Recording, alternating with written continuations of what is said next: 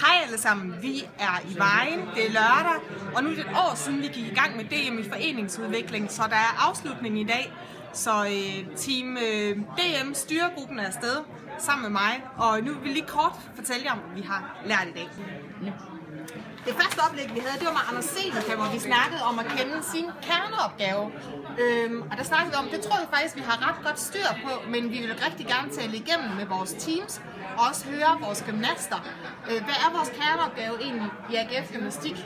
Vi snakkede om, at vi skal være klar på målgruppen, på værdier, på ambitionerne og tilgangen, og hvordan vi egentlig bliver motiveret i vores forening. Yes. Så den gode idé, det er, at vi skal have lavet et review af, hvad er vores kerneopgave, og vi vil snakke med vores teams, og så ser vi, hvad der sker. Hej hej!